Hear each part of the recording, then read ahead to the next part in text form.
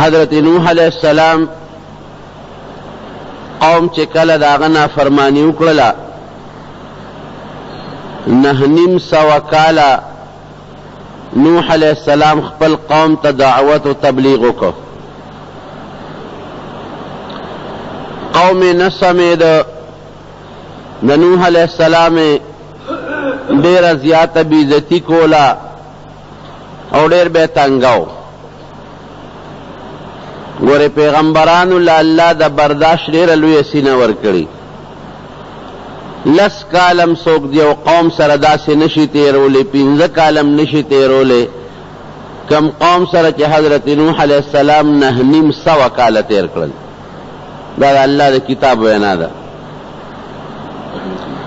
او 900 کالو کې صرف او صرف تقریبا 3 یا 15 یا د اویو د اتیو کسانو لږ اختلاف پکې شته، خو د اویو او د اتیو کسانو په منځ کې خلک مسلمانان شو. اندازه ولګوئ چې 900 کالو کې څومره خلک به پیدا شوي، څومره بچی پیدا شو. نو ناامید شو، مایوس شو، رب العالمین ته التجا وکړه چې الله انی دعوت قومی لیلا و نهارا. ما خو د دعوت و تبلیغ په سلسله کې د خپل قوم ته نه ورځ ته کتلی دی او نه د شپې. د ورځې مم کوشش کړی دی، د شپې مم محنت کړی دی. فما یزیدهم دعائی الا فرارا، چې څومره دی له دعوت ورکوم بلنه ورکوم هغه مره مانه تختی. څه وکړم؟ یوازې ورځ نه د شپې م لګیم، محنت مې وکړه، مشقت مې وکړه. پکار دی چې ما ته رانږدې شي، مانه تختی. نو چې او وحی مې ټکۍ مې بېعزته کوي مې، خبرې راپسې کوي، کنزل راته کوي، ستغې سپورې راته وایي، تنگ شو. نو خیره وکړه رب لا تذر علی الارض من الکافرین دیارا. الله چې د دې کافرانو نه په دې ځمکه کورم درنه بچ پاتې نشي. دوی غوسه کوي چې کورونه هم برباد شي. انک ان تذرهم یضلوا عبادک ولا یلدوا الا فاجرا کفارا. پروردگارا دا چې کم اویا اتیا کسان می مسلمانان کړي دا را واپس خرابوي. دا اویا اتیا کسان را له بربادی. او که څومره بچی د دوی پیدا کیږي نو هغه بچی د دې نه زیات رامیان دي. لکه ما په ازمایش وکړه 900 کاله کې، په دې 900 کاله کې چې د دې نه کم بچی پیدا شو ولا یلدو الا فاجرا کفارا، هغه هم ډېر ګنده او ناشکر او کافر ته پیدا کیږي.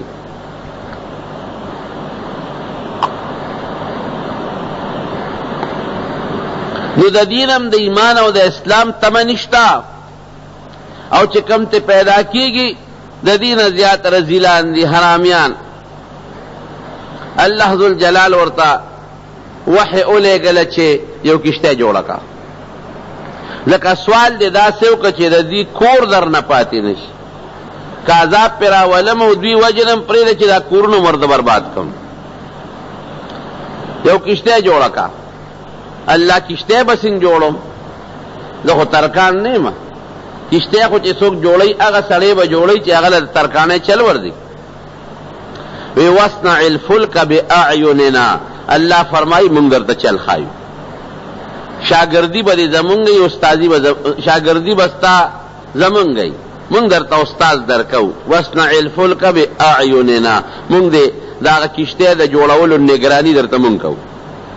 شابه دا چل کوه، داسې کوه، داسې کوه، داسې کوه. کشتۍ روانه کړه.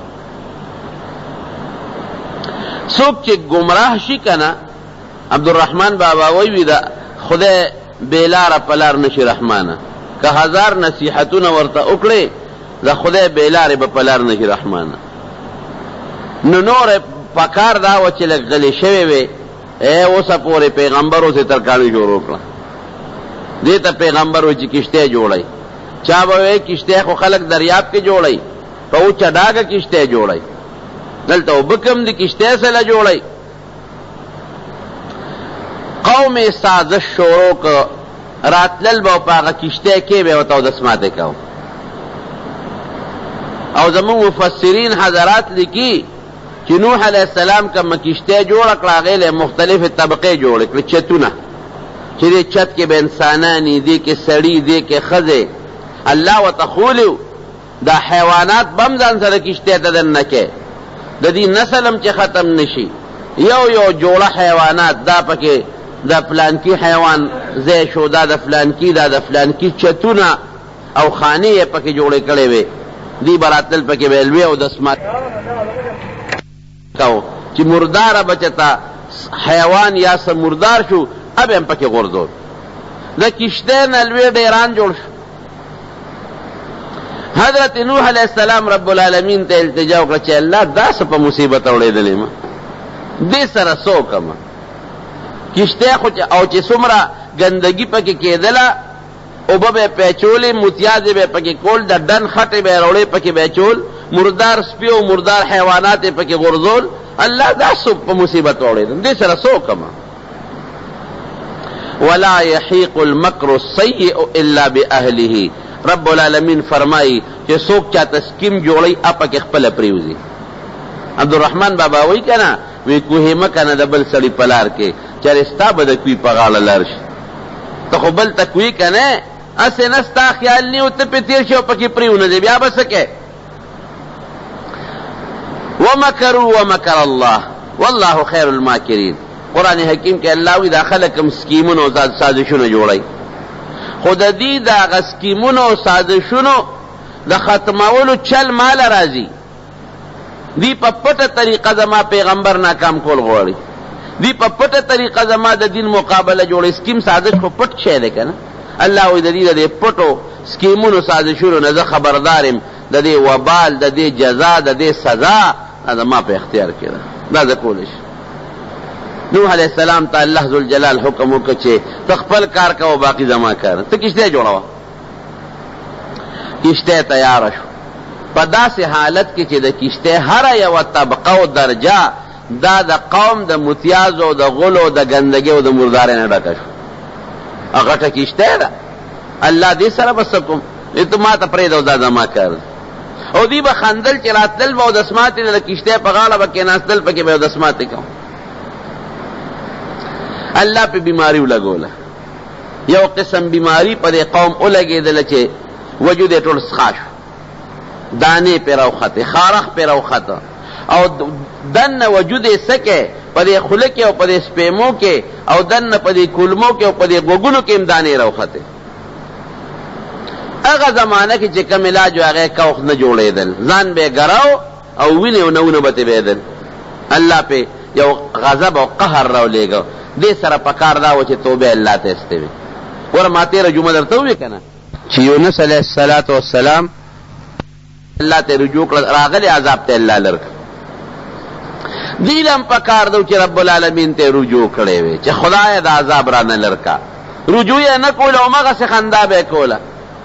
یو ځل چې تر شپې یو کس راغلی دی دغه دانو والا او دغه ننکو والا او دسمات کو کشته ته ورغورځېدل کشته کې لامبو مامبو والے د پاغ خپل ګندګي کې تیراوته دي تیراوته الله جوړ کړي دي. الکه ته پسخه شو الکه خو کشته ته ور پرې وتم او چروتم جوړ شم بس یو بتاو کشته کې به غوپا والا او چرا بوته ده ټیک کېده با ټول خزنر په خپل تللو ماغه غولو کې چې هغه کم متیاز او دسمات او مردار سپیو گندگی پکې او ډیرانه ته جوړ کړو باغې کې به غټي والے او لمبل به پکې او چراوتل به جوړېدل بالکه شفا خو پدې کې ده. نبی کریم صلی الله علیه گنده سړی د الله علاجم گنده مقرر کړی دا د خدای شان ده. نبی کریم صلی الله علیه وسلم له یو قوم راغی سلور کسان د عرینی قبیلی او درې کسان د عقل قبیلی عرینیین ورته وي. مدینه منوره کې چراله خېټه او پړسې ده حضور پاک مبارک ته تپوسو الکه ولی وی صاحب د مدینه شریفه د ابو هوا را باندې پاک رانه حالانکه د مدینه منوره آب و هوا ډېره مزیدار او پاکه ده، خدا ورته پلیتو، دا په صاف او پاک نور راغلی.